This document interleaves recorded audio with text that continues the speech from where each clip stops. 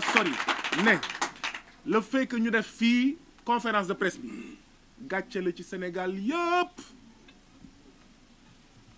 xam naa ne nag dina am ñoo xam ne xëy na dinañ bàkku dugg na fi génn na fii mais lii c'est une défaite du Sénégal c'est une défaite de Benno Bokk Yaakaar c'est une défaite de l'APR c'est une défaite de l'opposition c'est une défaite du peuple sénégalais que 8 ans 9 ans après la deuxième alternance du Sénégal ay citoyens bëgg a organiser simple réunion publique d'information bëgg a am benn bërëb entre 4 murs pour def fa réunion ñuy obligé di mujjee fii ci digg ëttu kër lii ñaaw na de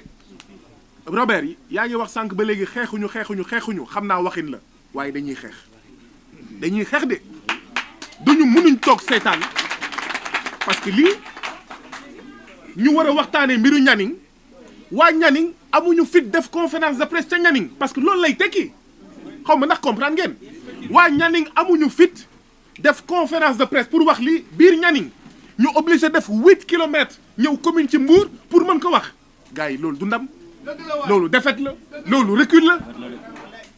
ak président bi nu mu munti tudd ak parti xawma coalition bi nu mu munti tudd c'est une défaite lii ñaaw na lii mënul continuer te duñ ko nangu léegi nag dama bëgg muy leer ñun waa FRAPP ñun waa Y'en a marre ñun waa dëggal jubal ak ñoom seen dañoo yàgg wax ne ñun duñu zóorowu kenn borom mbir bu daw bu mënul am taxawaay pour conférence de presse fële ñun duñ fa dem di fa conférence de presse à sa place dama bëgg muy leer de amul un surhomme un super héros un Zorro un Messi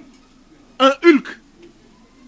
un capitaine America wala capitaine Sénégal wala capitaine Africa boo xam ne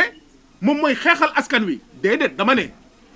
les libertés démocratiques de Nianing waa Nianing ñoo ko war a xeex pour imposer la possibilité de faire des conférences de presse là-bas.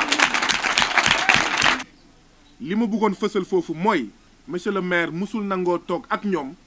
le préfet convoqué na réunion préfet toog tous les services techniques toog waa jóg jot na toog il a été obligé de faire une projection dinañ ñëwaat dans le fond de sa projection waaye deuxième victoire la première victoire c'est nous avons remporté la bataille médiatique nit yi dañoo bëggoon mbir mi coow du jip kenn du yëg problème bi ñuy kii moo suñu 18 hectares benn plan boobu défaite ñaareel bi bëgguñu woon toog ak askan wi ils ont été obligés toog ak askan wi donc mbokk yi on a eu des victoires dëgg la nag xam naa ne ñu bëri waaw seen xol naqari na parce que bu ñu sañoon ndaje bii Nianing lay maanaam lay am waaye bu leen xeeb ñaar yi ñu am benn dossier bi ñëpp yëg nañ ko ñaar préfet obligé na woote réunion pour venir à la rescousse du maire Maguette Sène de Malicounda. Robert wax naa la tey si suba que bu ngeen di ñibbi Nianing dañuy ànd ak yéen Nianing mooy dañuy ànd ak yéen Nianing wax naa la ko ce matin maa ngi la koy waxaat nii li nga xam ne bëgg ngeen ko jox nit ñi ñun dinañ ànd ak yéen ñu dem jëli ko donc ñun dinañ dem Nianing bu yóbboo nañ fa këpp li mu gendarmerie bu leen neex nous irons après la conférence de presse à Nianing réunion publique d'information amu fa mais nous sommes des citoyens bu fa ay touristes mënee dem ñun doomu Sénégal mën nañ fa dem bu fa ay touristes mënee romb ñun doomu Sénégal war nañ fa mën a romb balaa ñoo depuis bu ñu duggee Mbour ba fii autopolice yaa ngi fi fees dell c'est quoi mais Maguette Sène mooy sàcckatu suuf si ñun sàcc ñu suuf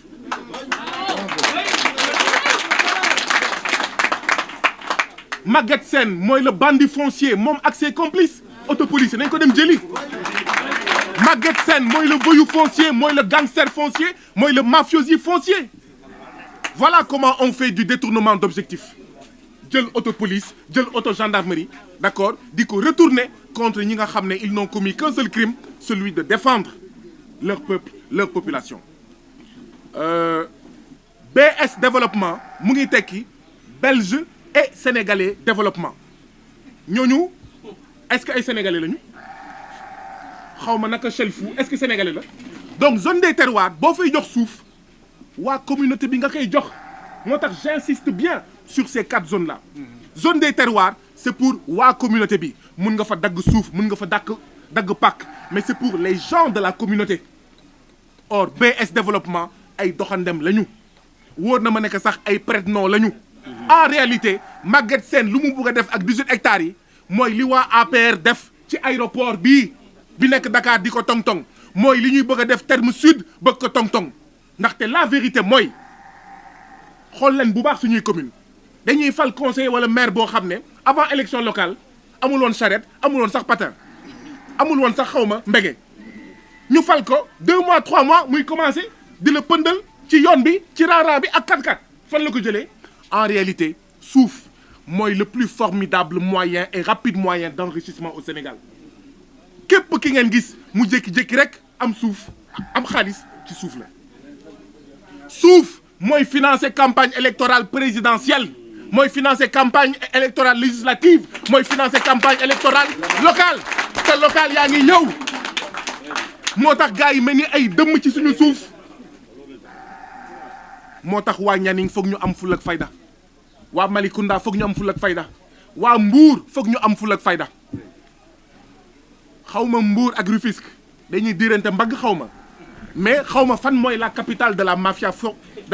foncière entre Rufisque ak Mbour. boo demee Rufisque nga dégg Ñaxirat problème suuf nga dégg Déni Géej Sud problème suuf nga dégg Tivaouane Peulh problème suuf et cetera et cetera Bambilor problème suuf ak ñoom seen. boo ñëwee Mbour Kignanbour problème suuf Guéréo problème suuf Balabougou problème suuf Touba Darou Salam problème suuf Nianing problème suuf Ndingler problème suuf Djilakh problème suuf tout ça à Mbour et la liste n'est pas exhaustive. Il y a un problème il y a un problème waa Mbour ana ngeen waa Mbour jóg leen waa Mbour fippu leen parce que sinon suñuy doom ak suñuy sët duñu am suuf loolu yëpp dans un seul et même département. Ana préfet ana gouverneur ana sous-préfet il y a un problème tout ça dans un seul et même département ndaxte lan suuf day joxe xaalis.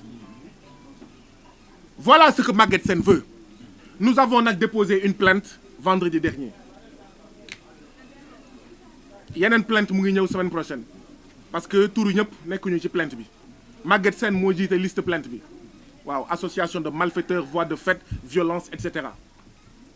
Pas pour ñun moo tax ñu déposer plainte bi li ëpp solo mooy naka la ñuy fexee ba tabax